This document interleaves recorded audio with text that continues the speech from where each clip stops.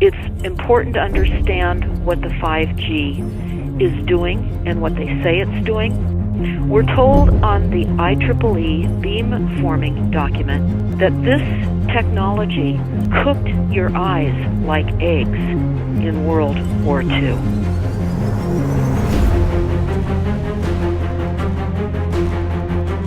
And you all need to understand these are military weapons.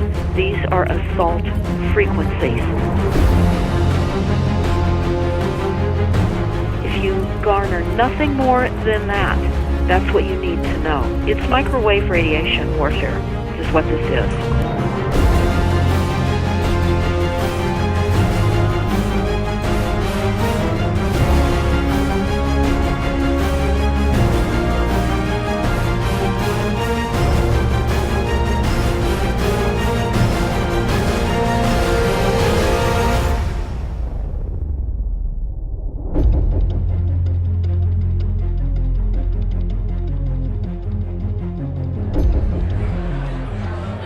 Ladies and gentlemen, please join me in welcoming to the National Press Club Federal Communications Commission Chairman Tom Wheeler.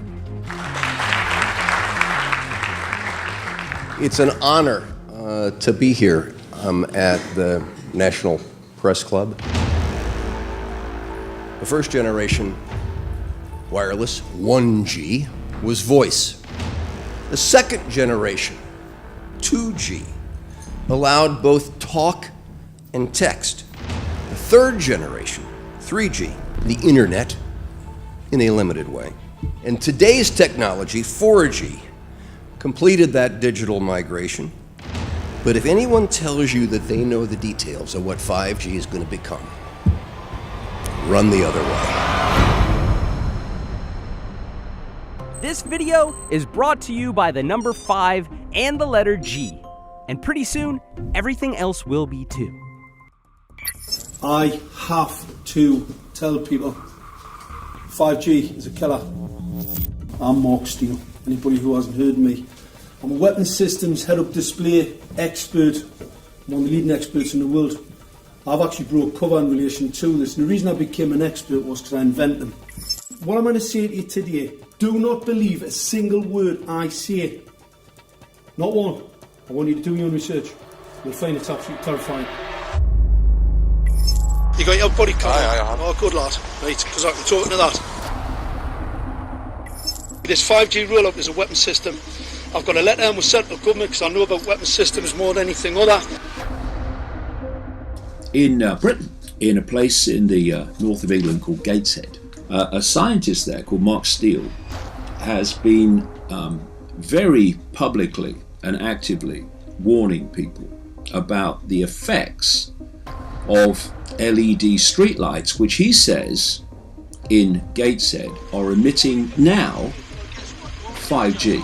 Right, what's the crack? Hey, lads. I'm just having a word with these Gateshead council workers about replacing these transmitters on these lights that are causing harm and assaulting the community. This is an existential threat to the economy, to the environment and humanity. If these transmitters are everywhere, then everyone's at risk, surely.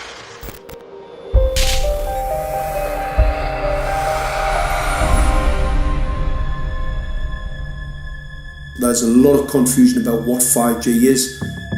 The G stands for generation. So you started off with the first transmitter system. Back in the 1980s. In the 80s, yeah. So you had 1G, then you had 2G. And as the generations moved on, you started to see more complex signal systems, cleverer pieces of antenna designs, etc., etc. So the whole thing became more data, quicker downloads, etc., etc. However, 5G is something completely different. Alright, let's get a breakdown. Let's tell the people what this really is. This is the 5G transmission device. Blinking heck, that's a hell of a beast, that, isn't it? These are the uninsurable transmitters. Just get a good look at that, guys, because obviously I know there's quite a few experts who want to see more detail about the transmitters and the chipsets. Just have a good look, boys.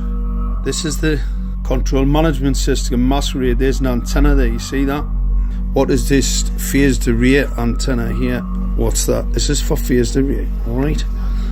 As you'll see, it's got a driver, it's got some chip there. It's one chip. Look at the chipsets on this.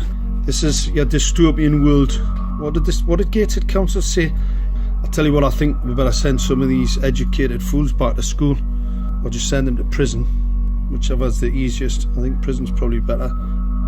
Alright, that's 5G, guys. That's 5G hardware. You must consider the whole part played by electricity in nature. Human beings cannot go on developing in the same way in an atmosphere permeated on all sides by electric currents and radiations. It has an influence on the whole development of man. This life of men in the midst of electricity, notably radiant electricity, will presently affect them in such a way that they will no longer be able to understand the news which they receive so rapidly. The effect is to damp down their intelligence. Such effects are already seen today. Even today, you can notice how people understand the things that come to them with far greater difficulty than they did a few decades ago. Rudolf Steiner, 1924. Rudolf Steiner noted that in 1924, since then our atmosphere has become far more permeated with electric waves of widely diverse types. There's no doubt now that electric waves, electromagnetic forces, cause direct biological effects. There's thousands of peer-reviewed papers on this subject. There's no doubt about it. But what are these effects? How are they affecting us? What can we do about it? We're now at a stage where we're putting in what's called 5G, which is a special type of broadcast for high-density information transfers. And it turns out that this is the same frequency bands that are used in crowd dispersal weaponry.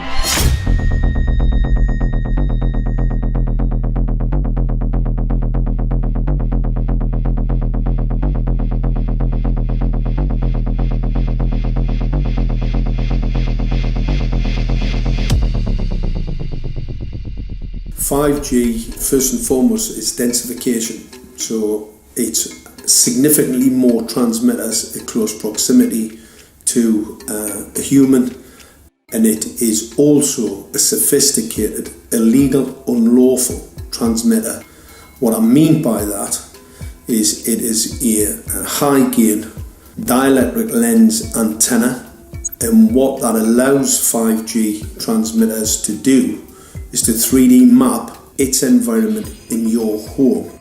The 868 megahertz frequency is specific for battlefield interrogation systems, so sub-gigahertz. It allows the signal to travel through concrete brickwork with ease, and it can actually data gather. It is a target acquiring system.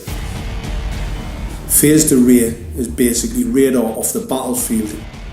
It is extremely good at identifying targets and being able to lock onto targets. And not only that, it can specifically target you as an individual. So any judge sitting on an interesting case, let's say, any lawyer, any barrister, anybody doing any work that is potentially controversial, your life could be at threat. So the antenna design that you currently have on top of these LED street lights, masquerading as a control management system, it basically battlefield interrogation equipment.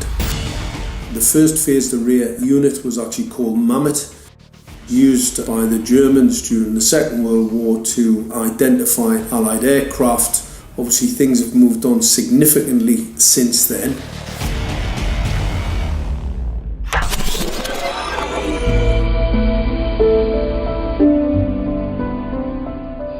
Well, I joined the Royal Navy in 1960, and I specialised in microwave warfare. Radar, obviously, which uses microwave, but they don't just teach you radar, they teach you all about microwaves and other uses. So I understood about microwave warfare and how it can damage people, how it can harm people. Microwaves then were used as weapons, as they are today. It is a perfect stealth weapon, and when governments don't like a group of people, For instance, the ladies who protest at Greenham Common in England about the American missile base they camped, they were microwaved. We microwaved Catholics in Northern Ireland to make them sick. It goes on all over the world. And it's a weapon that you don't know you're being targeted, because the dose is very, very low, which is actually more dangerous than a high dose. It's very, very low, and it may take a year or two, but you can cause neurological damage and cancers with low-level microwaves, and you can make all your opponents sick. It's a perfect weapon for a government. Our impulses are being redirected. We are living in an artificially induced state of consciousness that resembles sleep. Their intention to rule rests with the annihilation of consciousness. We have been lulled into a trance. They have made us indifferent to ourselves, to others. We are focused only on our own gain. Please understand, they are safe as long as they are not discovered. Keep us asleep, keep us selfish, keep us sedated. Almost immediately, I had neighbours knocking on the door, talking about children bleeding from the nose. I had images posted on Facebook. And one neighbour in particular came to my door and mentioned the fact that since the LED street lighting had been installed, she was bleeding from the nose every single night. I thought it was unbelievable. However, I spoke to another neighbour who lived not far from the first lady who mentioned this, and she also confirmed that since the LED street lighting had been installed, she also had started to develop nosebleeds and had never had nosebleeds before in her life. That then put me on a journey to investigate. I measured microwave radiation levels from the transmitters on top of the LED streetlights. The basic 868 megahertz, it was significantly higher than the current Council of Europe 1815 resolution, which is a maximum of 600 millivolts. I've measured up to over 3,000 millivolts. 5 to 6 times higher than the guidelines. Significantly higher than the current Council of Europe 1815 resolution, which states that 200 millivolts should be the maximum. The Bioinitiative report states that it should be significantly less than that. So we've got the Council of Europe, that's, you know, the international criminal courts are stating that, you know, the learned judges have said that 200 millivolts, and I'm measuring in bedrooms in Gateshead minimum 600 and up to 4,000. Does this mean that in 2020, 2021, when 5G is destined to roll out globally, that you're going to get those kind of readings everywhere all the time? Everywhere all the time. Worse than that? Worse than that. Yes, 5G will connect the Internet of everything. If something can be connected, it will be connected in a 5G world. Hundreds of billions of microchips connected in products from pill bottles to plant waterers, requiring massive deployment of small cells. We won't wait for the standards. Now, to make this work, the 5G build-out is going to be very infrastructure intensive. We must reject the notion that the 5G future will be the sole provenance of urban areas. The 5G revolution will touch all corners, and that's damn important. The interconnected world of the future will be the result of decisions we must make today.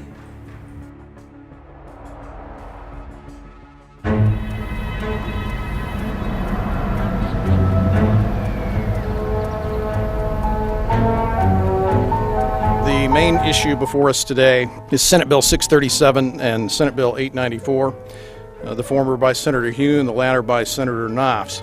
We're going to invite the first four witnesses in support of the legislation, and that would be John Jones with Sprint, David Lewis and Andy Emerson with AT&T, Neil Krevda with Verizon, and Frank Iacovetti Jr. with T-Mobile. So be straight with me. Is it true? It could be. No, well, very few cases. There was an unfortunate incident out in Iowa. Look, gentlemen, practice these words in front of the mirror. Although we are constantly exploring the subject, currently, there is no direct evidence that links cell phone usage to brain cancer.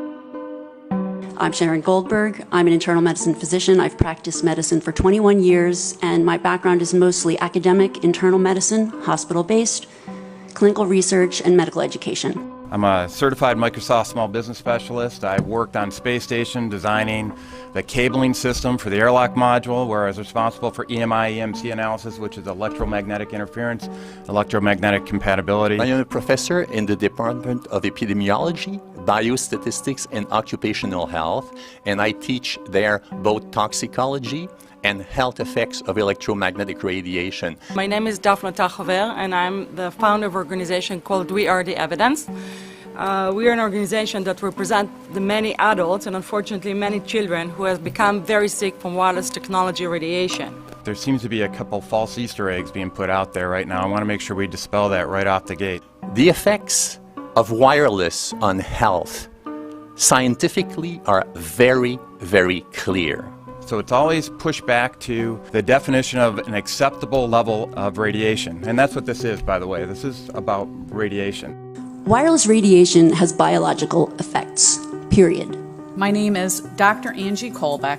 I've been reviewing the studies showing the impacts of wireless radiation on our health, and there are now thousands of studies showing the following adverse health impacts to wireless radiation: cancer, oxidative damage, DNA damage, DNA failure. Things like memory, dizziness, anxiety, brain fog. Headaches, nosebleeds, cognitive problem, exhaustion. We have evidence of DNA damage, cardiomyopathy, which is the precursor of congestive heart failure. Short and long-term memory loss, decreased attention spans, lower reaction times, even involuntary contractions of muscles causing misalignments of spines and jaws. Breast cancer. We suddenly have breast cancer in women who have no DNA predisposition.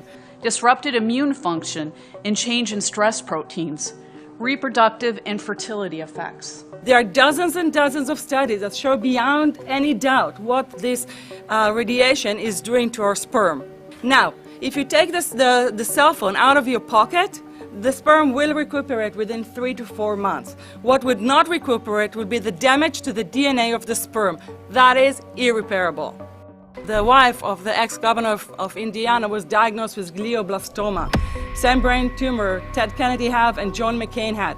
Did you look at John McCain's scar? This is a cell phone brain tumor. LeBron James, one of our sports people, had a salivary gland tumor. That is another cell phone tumor. You didn't hear about it because immediately after that was discovered, he was paid by Samsung to become their spokesperson. We are seeing increases in brain tumors. We're seeing increases in Alzheimer's. We're seeing increases in all of the neurotransmitter diseases, ALS, Lou Gehrig's disease, Parkinson's. These are all disease systems that are known to be associated with low-level energy exposures. We talk about 24/7, around-the-clock exposure, wherever you are and your whole body. You never get away from it. And it seems from our studies that maybe your immune system can cope with for a time, but it will deteriorate. Then the irradiation will definitely damage cells at a deeper level, and the question is what will then happen? These are out of peer-reviewed papers, so these are not just hypochondriacs thinking that they're doing it. We're having real problems with this. This is no longer a subject for debate when you look at PubMed and the peer-reviewed literature. These effects are seen in all life forms: plants, animals, insects, microbes. So 5G is not a conversation about whether or not these biological effects exist. They clearly do. There is scientifically evidence that is so strong that you can be certain that the standards used by the FCC to manage health effects are wrong. We need to start measuring how much radiation are people being exposed to. before we roll out 5G, there are 4 kinds of electromagnetic fields that we know are harmful to human health. So radio frequency radiation, magnetic fields, dirty electricity, and electric fields, okay? Our exposure, any given person, and all humans are affected by EMFs. What is our exposure in a day? It's not one cell phone. It's cell phones, it's multiple wireless networks, it's smart meters, it's cell towers. It's this sandwich, and it all adds up. The data we're going to look at are all published science, testing results, or public standards. At the bottom end of the radiation scale of what's called power density, or signal strength, is the minimum level at which cell phones will work, which was found to be 0.2 billionths of a microwatt per centimeter squared. Pine needles were found to age prematurely at 0.000027. At short-term exposures of 0.05, children aged 8 to 17 experienced headache, irritation, concentration difficulties, and behavioral problems. 0.1 is the biobiology or building biology guideline for extreme concern. 1.0 produced sperm DNA fragmentation and a decrease in sperm viability in vitro. Also at 1.0, the science shows the following bodily effects can occur: headaches, dizziness, fatigue, insomnia, chest pain, difficulty breathing, and indigestion. 2.5 saw altered calcium metabolism in heart muscle cells. 4.0, changes in the hippocampus affecting brain memory and learning. And at 6.0, DNA damage in cells. So, where are smart meters on this list? Electrical Power Institute in December 2010 measured a single Itron smart meter with pulses up to 7.93 microwatts per centimeter squared. Our own testing indicated approximately 8.0 with 1 meter. These tests are at a close distance, approximately 1 foot away from the meter, but an infant's crib could be just as close on the other side of the wall where the meter or bank of meters are installed. Even though there are all these known health effects at levels far lower, Switzerland, Liechtenstein, and Luxembourg see fit to set the standard at 9.5. And China, Poland, and Russia, 10.0. This is the same level at which behavior has been altered, producing reflexes of avoidance following 30-minute exposures. A room of 12 smart meters, very common and even a conservative number in an apartment building, tested at 19.8 microwatts per centimeter squared. This is hundreds of times higher than levels which clearly indicate harmful effects. So, how can utilities and governments get away with forcing these devices on everyone? This is how. In Canada and the US and several other civilized countries, the safety limit is set at 600 to 1,000 microwatts per centimeter squared. This so-called safety limit is literally tens of thousands of times higher than levels which are known to damage health, according to peer-reviewed published science.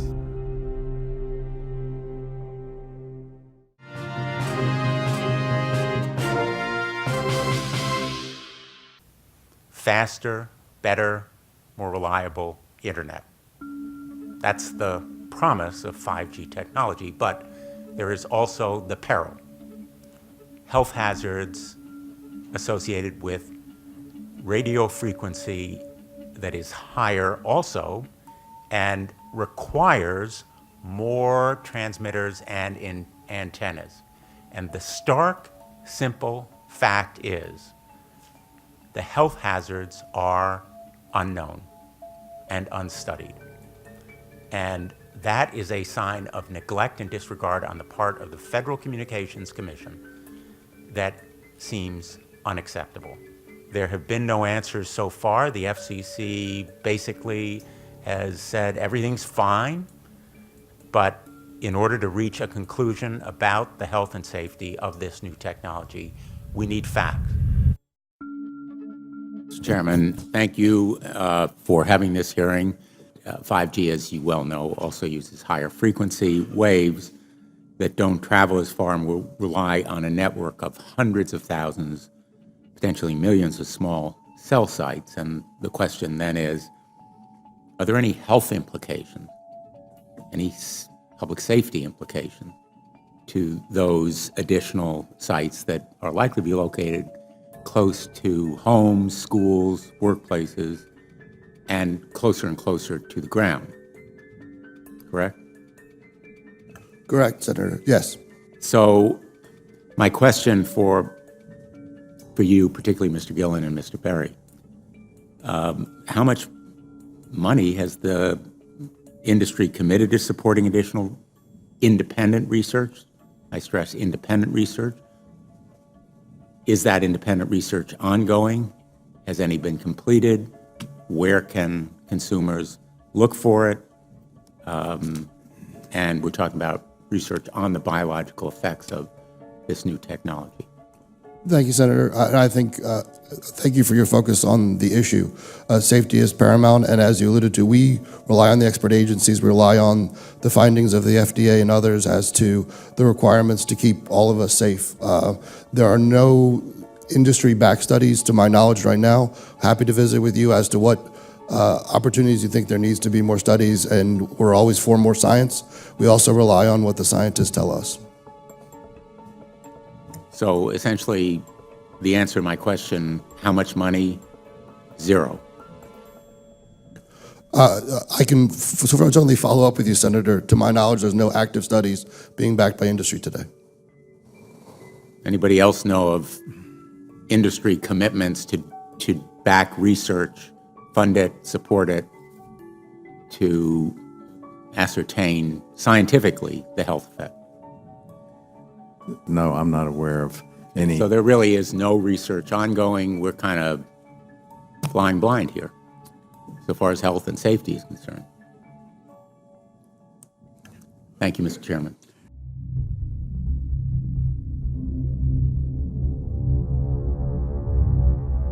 You're a trained medical professional. Yes. We don't have one on the panel. What are we to make of the American Cancer Society, for example, telling us there's no evidence of harmful product? Many of these organizations have conflicts of interest.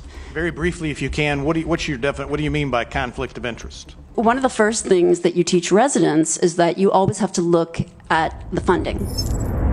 There's a tremendous amount of sponsored research by people who are hired to do studies to find no effect.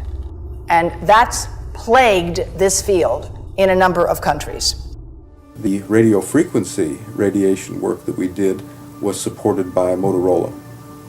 The relationship was really very cordial and very stress-free, but only up until we started generating data. These folks were very, very upset and began to talk about how are they going to handle this, what sort of spin can we put on this, what can we expect from this, and from that point on the relationship changed. What we saw was that Motorola began to exert more and more control over the work, telling us what to do, telling us how to write abstracts, what to say in the abstracts, what to say in the papers, how to do the work. No, don't do this. Yes, do it this way. This was unacceptable. I had completed our study of DNA damage, and I submitted the final report to Motorola. They simply weren't willing to accept my interpretation of my study, my evaluation of my study, my knowledge of science at that point, and tried to urge me not to publish the study. Did you hear about people coming to you as far as having complaints about illness? We were made aware of health complaints following installation of smart meters, and we wanted to verify this using our field work. So I measured the field of about 30 different people while they stood 1 foot in front of the smart meter, and in every single case, the human energy field was obliterated as they stood in front of the smart meter. So in our first slides, what we see is normal cells, and the structure of the cells is intact and sound. This is what we would expect from a normal sample. So after 2 minutes of exposure in front of the smart meter at about 1 foot away, we see a totally different story. Sample 1, you can see a lot of degradation in the cells. The cell walls have been broken, and you see changes in the cells which are called mycoplasma. It shows a mutation to the cell. In the second sample, we see a different type of degradation to the cell membranes. You can see a corrugation here. This is called bottle cap formation, and it's known that this occurs due to oxidation or exposure to free radicals. So this third subject, when we did her sample, she had to be pulled away from the meter after 45 seconds because she complained about an increasingly severe headache. And here you see a phenomenon called rouleau, where the red blood cells are stacking up, which makes it very difficult for the blood to deliver oxygen to the tissues as they would be their normal function. Every single one of these is a degradation. Every single one of these shows a trauma to the blood cells, and that came from something, and the only variable was the smart meter. The good news in all this is the patient and the blood can return to normal once they have been removed from the influences of these stressors.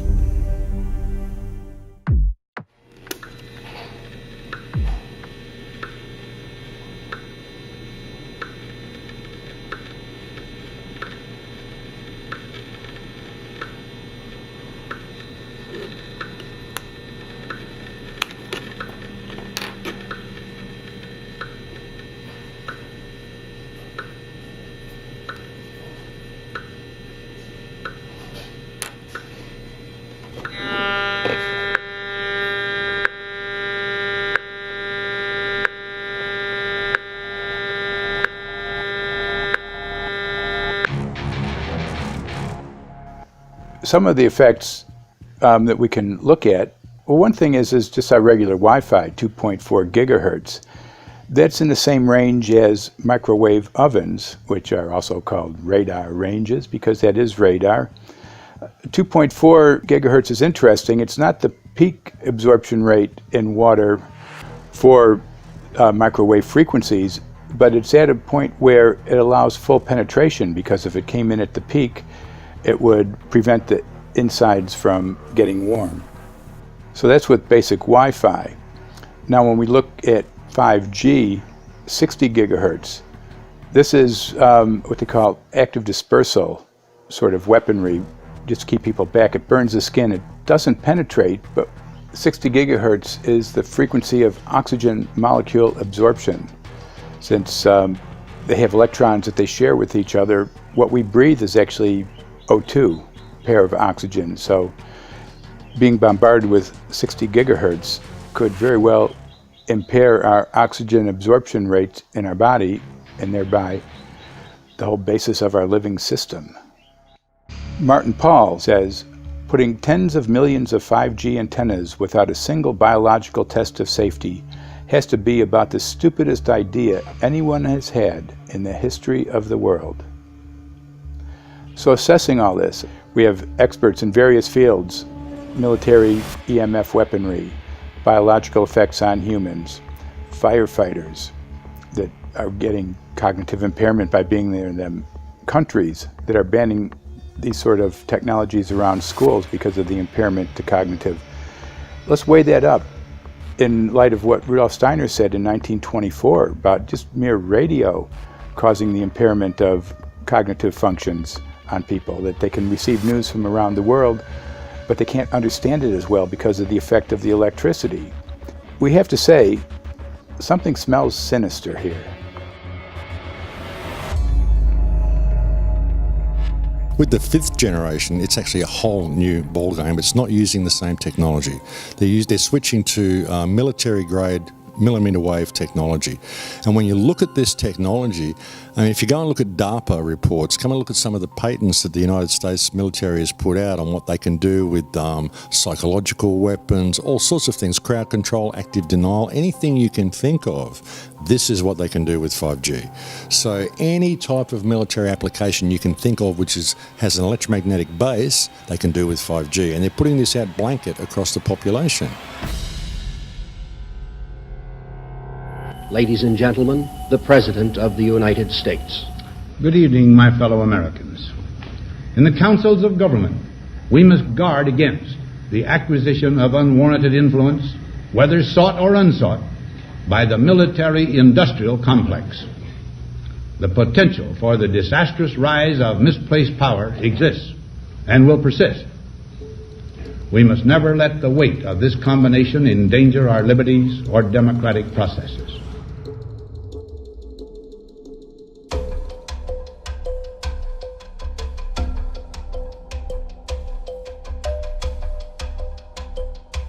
The FCC is a capture agency. They probably conducted what I believe to be the biggest fraud on the public ever conducted.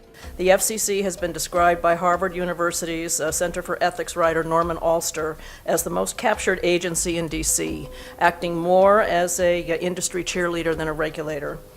This is especially true today with 5G, where there are serious safety concerns and potentially misleading information coming from the FCC. For example, the previous chairman of the FCC is Tom Wheeler. He was the head of the Wireless Lobby Association for 14 years. Now remember, Obama told us there would be no lobbyists in his administration, so he took the biggest lobby and put him as a head of the FCC. And that's damn important.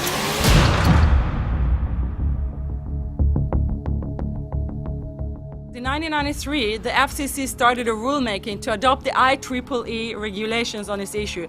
IEEE is an engineer association. Why is it that we adopt regulation of engineers who maybe know how to measure this radiation when it's passing a wall, but not when it's passing a body? All our health agencies objected it, saying that it makes no sense to adopt engineer association, that they had not even one biomedical person on their team. They are effectively indemnified against adverse health impact lawsuits when the acceptable limits are higher than the limits actually shown to show harmful health effects. The FCC guidelines were developed for short-term exposures, 6 minutes, 30 minutes, depending on it's a phone or an outdoor exposure. And they have absolutely no connection to the biological effects that have been very clearly summarized in the Bio Initiative. So as you can see, there's a number of individuals in this room today that have serious concerns about this as regards to their health. If one of your companies decides to put one of these small cells up at a pole that's within, say, 50 feet of one of their houses, what recourse do they have to say, is there a way to move it somewhere else? There's language in the bill so that the authority can require the applicant to come forth with certification of compliance with the FCC's rules related to radio frequency emission. Remember that denial of request or denial of permit request that you can put in? It's going to point back to the acceptable levels as determined by the FCC. Not the EPA, or not the CDC, the ones who usually take care of health concerns, but by the FCC, which is staffed by former members of the telecommunication industry. That's the fox guarding the henhouse. It's a fact that most insurance companies will not indemnify against EMF effects. Telecom companies around the world are warning their investors of potential major costs due to real or alleged risks of EMF pollution from their products.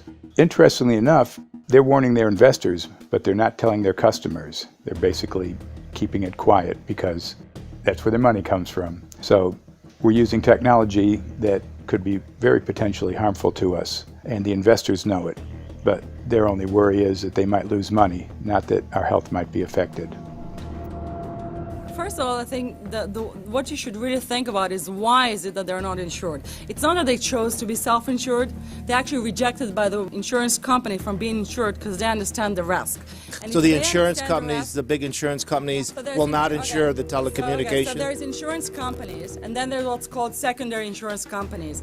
Secondary insurance companies are the insurance companies that insure the insurance companies. So in an event, an insurance company, let's say I insure Verizon, and it may not be able to meet the claims, then the secondary insurance company is kicking in. Like Lloyd's of London. Sorry? Like Yes, Lloyd's of exactly. London. So two leading ones would be Lloyd's of London and Swiss Re. Both told the insurance company not to insure the wireless industry, and this is why they're not insured. And that should give you a hint. Now, this is exactly why they have to prevent a lawsuit. And how did they prevent lawsuit? That goes back to Section 704.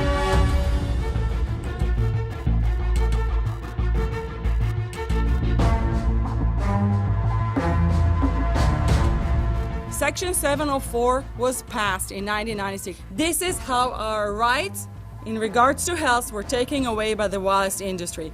What this legislation did, it gave the power to regulate the health effects of wireless technology to the FCC.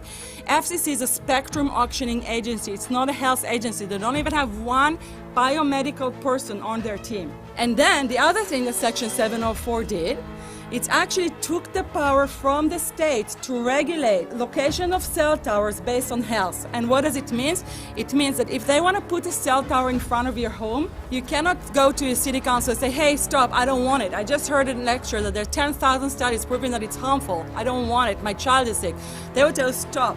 You're not allowed to mention this in the city council because Section 704 says that if you will, and if the application will be rejected, the city will be sued, can be sued by the wireless industry.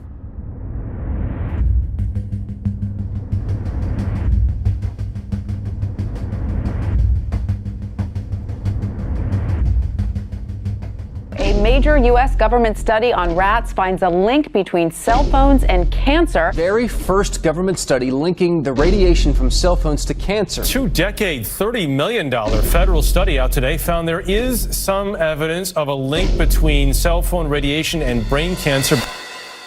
Professor, what is the NDP? I've heard that study several times. NDP is what? So it's a $25 million study on the rats and mice that was supposed to demonstrate that there were no effects of radiation below thermal.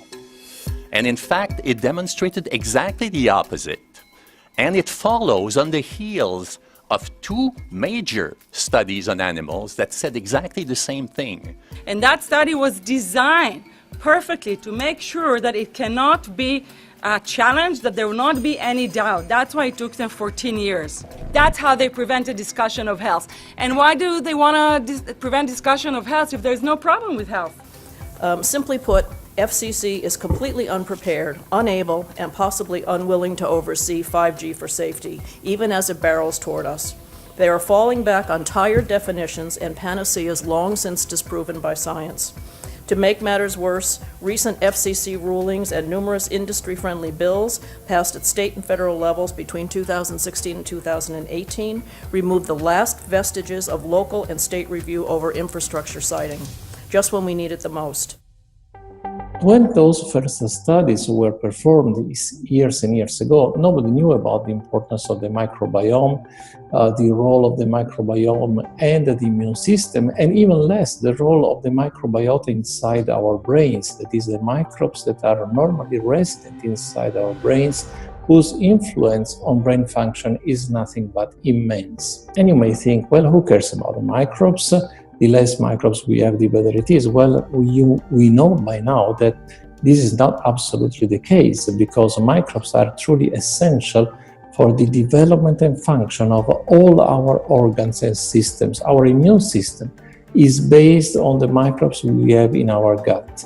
And our brain also has microbes that influence its function. In tests, it's been found things like mold.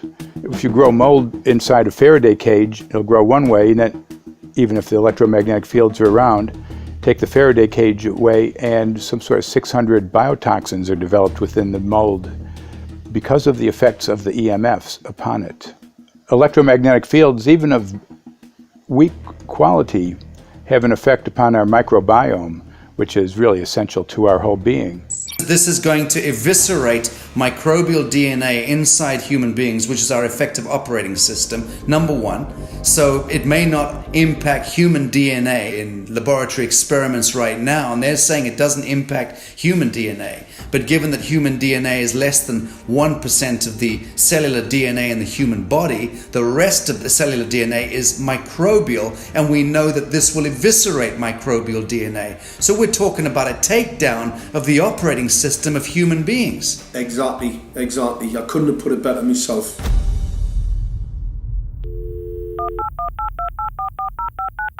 John Brandt. Morning, Mr. Brandt. Wow, this is Amanda from Virginia. Hi, how are you? Hi, I've been trying to get a hold of you for months now. You guys are covering up chemtrails. No, we are not covering it. We have no reason to cover up chemtrails. Of course, you have every reason to cover it up.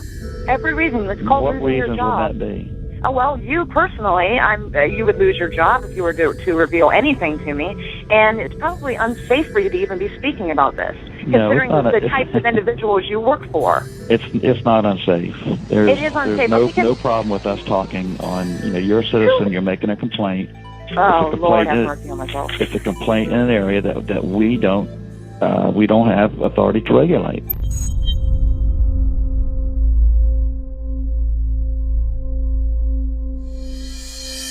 So the connection between chemtrails and 5G. It's all interconnected. The metallized particulates that would allow the 5G phased array, so basically the radar that would allow it to be able to identify you, so it can watch you, it can identify you in your own home 24 hours a day, 7 days a week.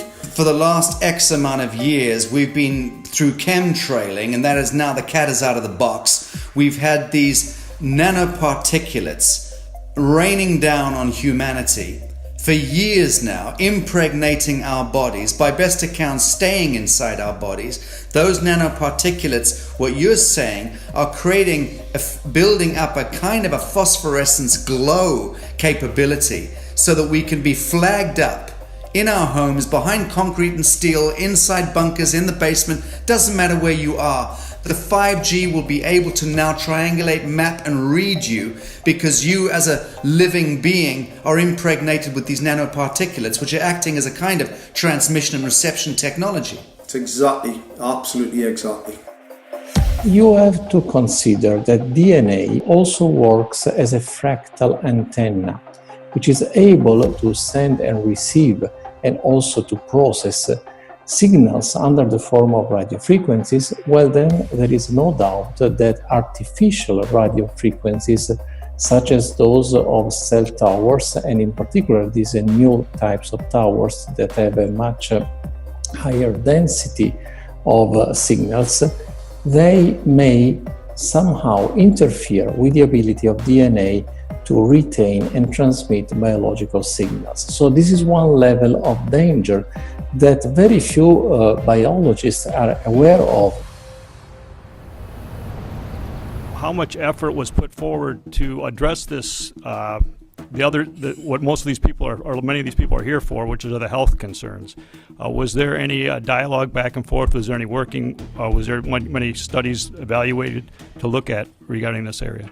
Maybe not every person that has concerns on the legislation was brought to the table. Okay, so from your perspective, you feel that there was a legitimate amount of time to evaluate the data that the opposition would have on this? Absolutely, and I wouldn't put forth something that I didn't believe in.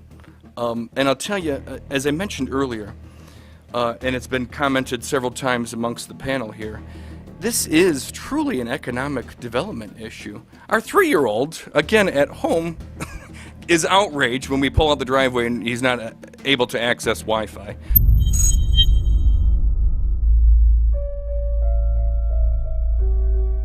I think anyone who puts Wi-Fi into a school should be locked up for the rest of their life.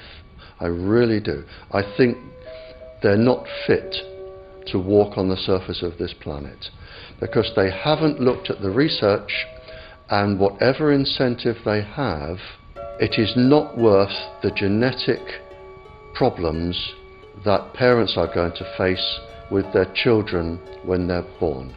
France has banned Wi-Fi in nursery schools and put warnings out for regular schools because they're finding there's impaired learning capacity in children when they're around Wi-Fi. And they have to put up warning signs where they put Wi-Fi transmitters. When I got sick and I learned that they're putting Wi-Fi in the schools in Israel, I was very sick at the time, but I could not tolerate the thought that children in the schools will become as sick as I have. And after a few months of correspondence, I submitted a Supreme Court case in Israel to ban the use of Wi-Fi in the schools and replace them with wired network. The 4 top diseases that kill our children, our young adults right now, are brain tumors, thyroid cancer, testis cancer, rectal cancer, everywhere we put our cell phones. And a lot of our children are sick and they're being misdiagnosed and mistreated because the wireless industry has put billions and billions of dollars in the past 30 years to mislead the public as to the health effects and keep the public uninformed. We are performing an experiment on children. We are exposing children to microwave radiation for 6 hours during every school day. We have had absolutely no studies looking at the long-term effects of this radiation on young people or even on adults. A considerable amount of research shows that developing brains and bodies of children are much more affected than adults. And there are clear indications of a link between increased electromagnetic fields and autism spectrum disorders. We took 10 autistic children and went back to the sleeping location where the mother was when she was pregnant with that child and compared it with the sleeping location of a mother that gave birth to healthy children. We had 10 mothers in that group, 10 mothers in this group, and in the group of the autistic children, we found that the measurements that we got for the microwave exposure was elevated compared to the group of children that were normal. The fetus is affected. The exposure to man-made electromagnetic fields has become the first factor that could be isolated ever in autism that could predict autism. The fifth generation of wireless technology, or 5G as it's being rolled out worldwide without safety testing.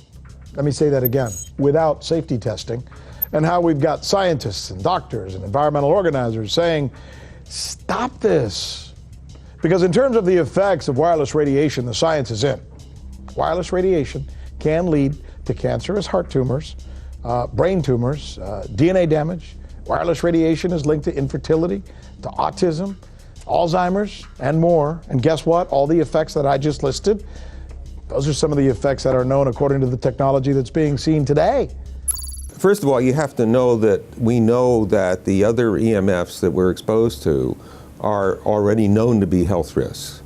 And basically that 5G, because of the frequency that's going to be used and because of the extraordinarily high pulsation levels that will be used, is a much bigger threat to our health than the things that we already have, which are very substantial threats to our health. We're not just talking about the intensity. We're talking about the frequency and the very high level of pulsations. There's a huge literature which shows that pulsed EMFs, EMFs that pulse up and down very rapidly, are in most cases much more biologically active than our non-pulsed EMFs. Every single wireless communication device communicates via pulsations, but the industry completely ignores this issue. The problem with 5G is that they're planning to put out tens of millions of these antennae all over the place without doing one single biological safety test. Are you implying possibly that we, the consumers, are the guinea pigs since they haven't really done tests to see the effects in a smaller setting? I mean, that's not an implication, it's a statement. We are, yes. Cancer is not the main concern that I have. I'm really concerned about sperm count and about effects on pregnancy. How many of you know that 1 in 6 American couples is unable to have a child when they want to? How many of you know that last year the birth rate in this country dropped the most that it ever has in recent history, 3% in a single year? People look at the sperm, and people use cell phones, and the sperm, usually sperm swim, and they swim straight. But if you expose them to radio frequency, mobile phone waves, they swim in a circle. Studies have been done here in Australia, taking sperm from healthy men. And one test tube gets exposed to cell phone radiation, and one test tube is not exposed to mobile phone radiation. And then the results are evaluated.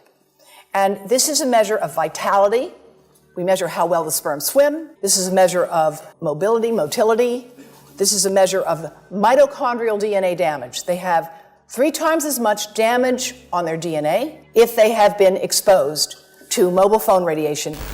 The data on that are rock solid. Cell phones can damage sperm quantity and quality.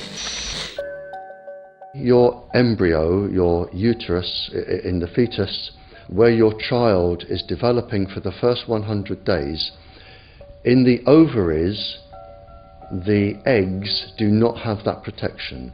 So they are at maximum risk from radiation. And for the first month or so, you wouldn't even know you were pregnant. You wouldn't even be taking precautions. That is the main danger area. So you give birth to a daughter, but her ovaries are now contaminated. She may be normal, she may be genetically damaged, but her ovaries are at the most risk. So when your daughter grows up and she becomes pregnant and has a baby, this is where one of these eggs will be fertilized and come out. So the real damage here is your grandchildren.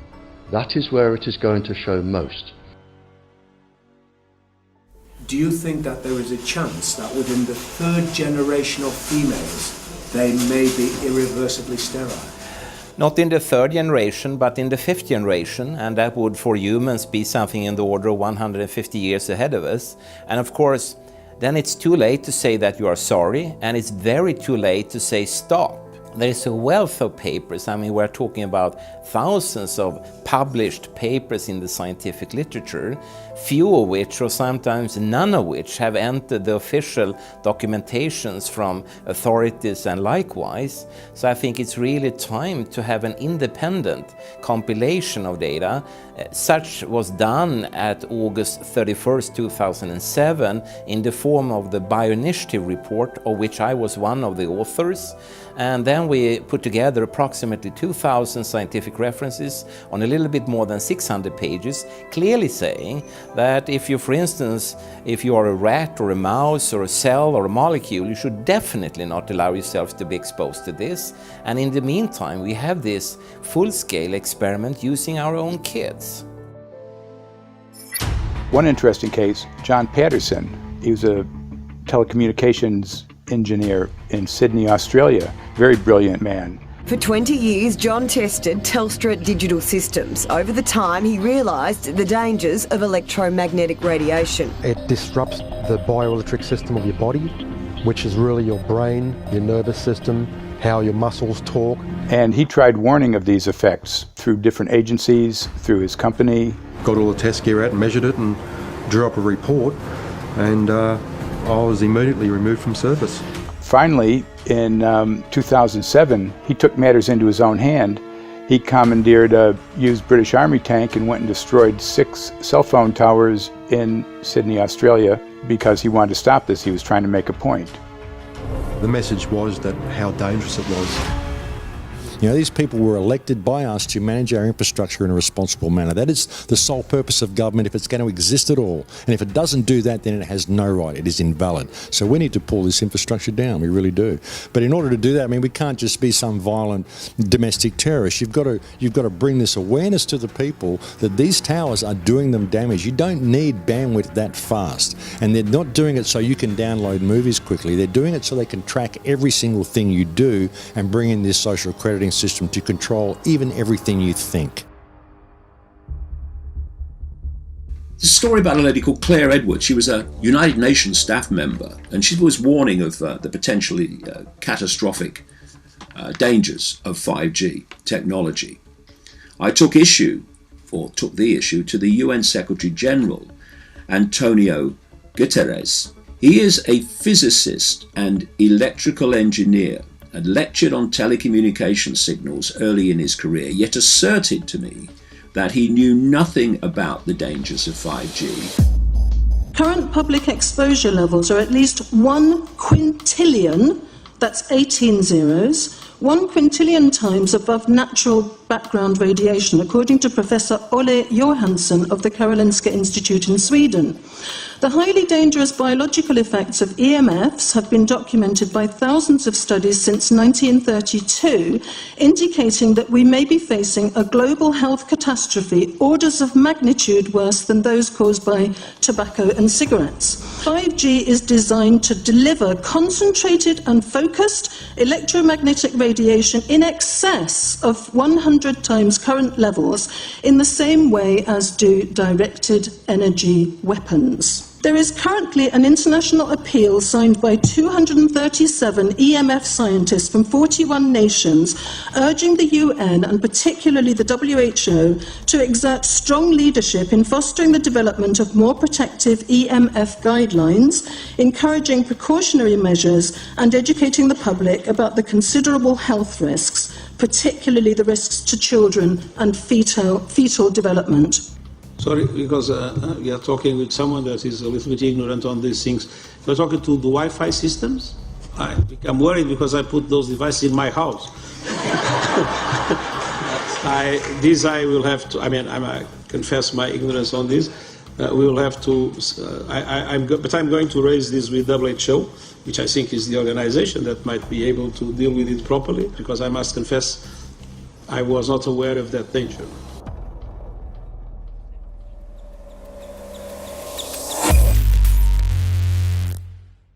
In 1996, when the Telecommunications Act was passed, in it was a provision essentially that kept local officials from addressing health issue concerns when approving or not approving a cell tower. So that's correct. But then something new is happening. We've talked a lot about it on the Solari report, thanks to Jason Bowden-Smith and his website EMF Warriors. But this is new. This is very, very new. So you're basically, sending out an appeal on something that in one sense hasn't happened yet. This is not just an incremental change. This is a big step up. It's a sea change. An onslaught's not an improper word. It's a bombardment. So instead of a cell tower 1 mile or 2 miles from you and you still have cell phone service, we're going to have antennas every block, and some poor soul is going to have one mounted to a utility pole maybe less than 20 meters from their home. So this kind of, invasive bombardment with this many antennas, just in 1 square mile, if you do the math, 1 per block and 16 blocks per mile, that's about 250 antennas per square mile. The millimeter wave is untested. Former FCC Chairman Tom Wheeler openly said that they don't plan to test. We won't wait for the standards. And then our appeal also addresses the fact that there's a plan to roll out 5G through satellites in low Earth orbit.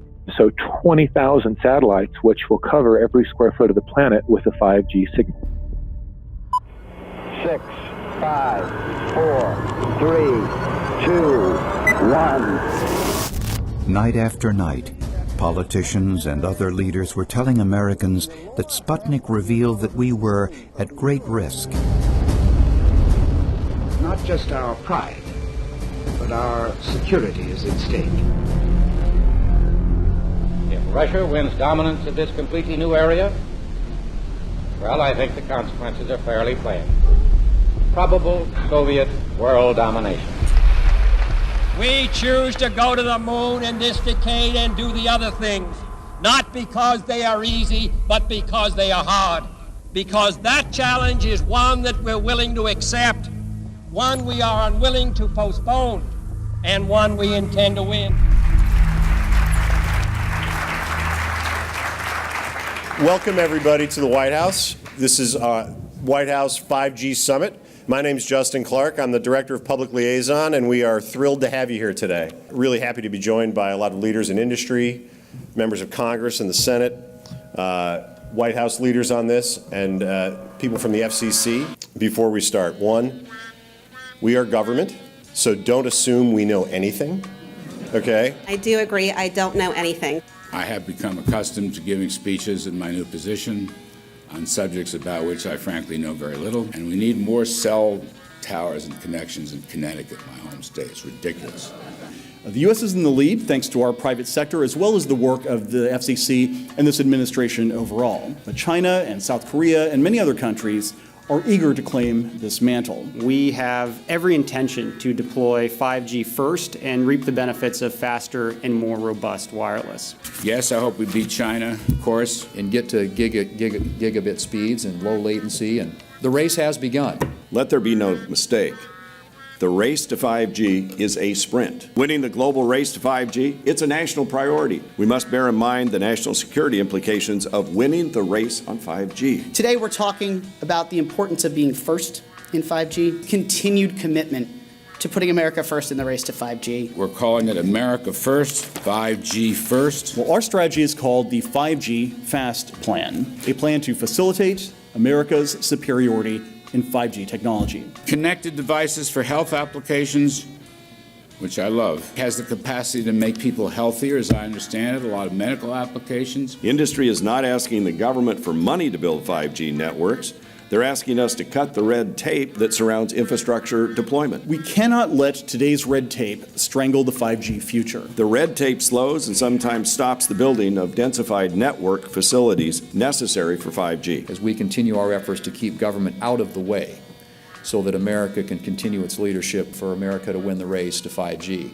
One path is the government regulatory path. The other path is the private enterprise free market. Gales of creative destruction, Schumpeter path. You ever heard that? Gales of creative destruction? It just means let it rip. The new replaces the old. With 5G, we're on the cusp of another era of American innovation. It means an even more connected world for everyone around us, unlocking the potential of the Internet of Things to become safer, healthier, and more sustainable for our future. You know, sometimes, look, we all believe in the 10th Amendment, but sometimes you have to override it.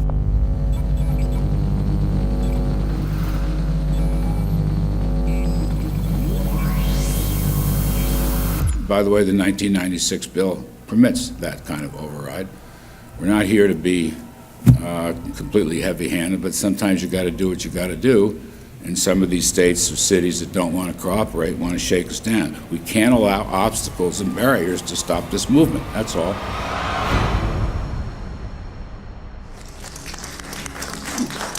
And this happened in Canada. I mean, there were some activists I was working with up there that said, well, you know, we won a victory. We got the Public Utilities Commission to allow us opt out. And I said, boy, that's divide and conquer. They just got rid of the people that were raising hell.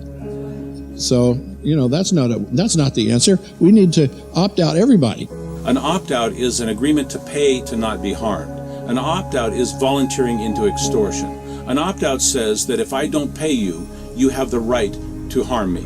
So that doesn't work. This is a mandate. This is being pushed down your throat by a company that is not responsive, by a government that is not responsible, and it's being done in a collusion that's designed to undermine the individual rights of individual people in communities across the country and around the world. The Minister for the Environment has a duty. His duty is primarily to ensure that there is cleaner, better, healthier environment for people in this country. It's a simple duty. He also has a responsibility in regard to science and innovation to make sure that that happens. What seems to be happening here, in fact one could say undoubtedly happening here, is he's using science and innovation to ensure that our right to life is threatened. There have been no public debates. There is no public discourse. There are no public disclosures as to why, when, how, what is going on in regard to 5G. That by itself is a breach of ministerial responsibility, and one which we really should look at in terms of a private prosecution against the ministers who have failed to protect our right to life. Okay, smart technology, smart meters, smart cars, not that smart, huh? What does smart mean? Anything that has smart attached to it, secret militarised armaments in residential technology. That's where smart came from. And smart, every bit of technology that you see today has all been developed for either some type of battlefield, some type of intelligence gathering system, and obviously these developments have to be commercialised, and people have actually took them into their homes.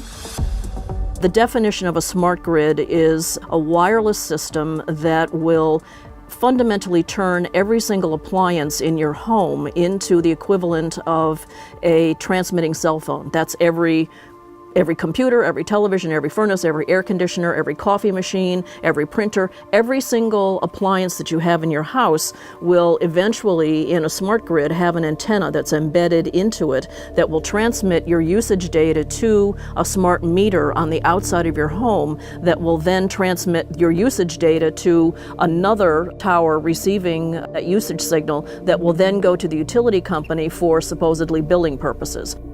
Not all signals will just be about your individual use. There will be aggregate meters that will bounce signal from house to house to house within a neighborhood that will then accumulate all of the usage data that will transmit that to the utility company. Now, what that will do is that the end metering system that is transmitting all of that data will be firing an RF signal at many, many times a second, which will increase the average homeowner's radio frequency radiation exposure exponentially. This picture shows some aphids on the leaf of an orange tree shortly after radar equipment was installed at a nearby airport a number of years ago. I noticed that every few seconds, all the aphids would tense up in unison and do sort of a little dance, as you see in the picture. Upon further investigation, I found that the interval of time between the activity of each dance coincided exactly with the rotation of the radar rotor device at the airport, which was a distance of approximately 14 miles. The antenna arrays create this steerable beam, which helps concentrate the energy. The beams get pointed at the user. What's a MIMO tank? Massive in, massive out. British government have got a plan to roll 400,000 out. This is so that you've got 5G in every nook and cranny, every part of the countryside, so that you can have autonomous tractors, believe it or not. However, those transmitters, these are radar. It is phased array radar.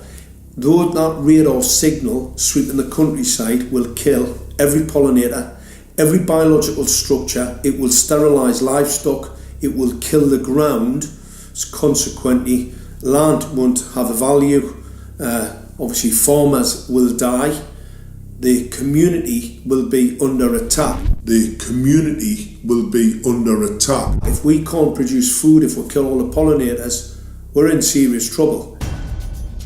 The takeaway is that 5G, the $1 trillion rollout of 5G by our friendly local government, is definitely a weapon system masquerading as a modern efficiency technology. It most certainly is, and what I put it down to, it's economic terrorism.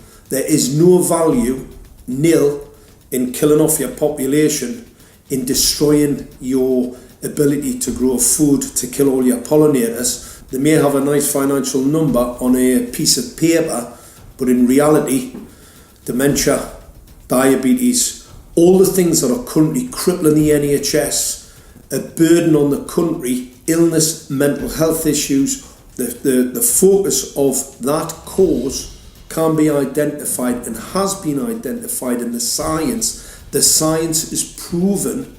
The epidemiological data that we're seeing on the street is now substantiating that science. The DNA inside you, the mitochondrial DNA, you can trace unchanged to your mother, her mother, her mother, right the way back to the beginning of the human race in Africa, the Stone Age. It is unchanged, the mitochondria, and that is being unchanged in your children, which means if you damage it, your child could be genetically damaged, then her child, and her child, and her child, forever. You are condemning the future generations of every single child. There is, however, a light at the end of the tunnel, or there is some ray of hope. Thanks to the principles of biological quantum entanglement that we have learned how to exploit in the field of biology and medicine, now we can transfer the information from the microbial DNA to the human DNA. And in so doing, we can train, so to speak, the microbes to withstand whatever extreme condition they are exposed to, including this new technology. And then we can train them to transfer this resilience of theirs to our DNA. So let's say that there are good reasons to be worried about the introduction of these new technologies, but fortunately, since the knowledge in the field of quantum biology, in the field of microbiome medicine is advancing as fast as potentially harmful technology, then we can exploit this knowledge to protect ourselves from any real potential or perceived danger from these new technologies. I've met with molecular and cellular biologists, with blood microscopists, with weapons development experts, frontline activists and researchers, and all the stories I'm hearing from these experts and pundits leads to the same thing. 5G is almost certainly the end game. It is an extinction event brought into our homes, into our classrooms, onto the high street, into the very cells and DNA in our human bodies. It is such a perilous threat that it is almost impossible to imagine, let alone describe. When the 5G signature goes live, it will tap into a multitude of satellites which are in geosat orbit around the surface of the Earth. Millions of surface antennas will pick up that signaling and will then scatter the signaling into hundreds and hundreds of millions of different micro antenna systems set up on street lamps and even in your home, which you're not aware of incidentally. The LED light bulbs in your home invariably contain the micro or nanotech lens flare capacitors which will receive the 5G signaling, and it will proliferate the 5G signaling everywhere by exploding the signal into billions of photons which will target everything all at the same time. This is stealth technology. This is invisible science. But what it means in simple terms is that you will be flagged up, visible, trackable inside your own home. Anywhere you move on the surface of the Earth, they will have a lock and load tracking capability over you. You will be visible to invisible masters, each one of us, all the time. Today, our governments and the corporate sector have managed somehow to infiltrate the mainframe of our civilization and are pushing through a $20 trillion infrastructural rollout without any, and I mean without any, health science running behind it. There have been no tests. Your government and your health authorities are either in collusion on this matter of genocide and ecocide, or they're just damned stupid, and I would suggest it is the latter. Shame on the technologists and the electricians who are furthering this technology in our homes, in our offices, in our streets. Shame on the legislators and the parliamentarians and the troglodytes and bureaucrats that proliferate our society today. Shame on that echelon for putting their signatures to contracts which allow the fast tracking of this technology into our homes and onto our high streets. Shame on the parliamentarians and international leadership whose wet ink signatures and seals of office are sanctioning and permissioning the rollout of something which is arguably the greatest threat to humankind. Shame on each one of us who now fail to get up out of our homes, walk out of our front doors, and challenge every so-called authority who dares to violate our bodies, our homes, and our future generations.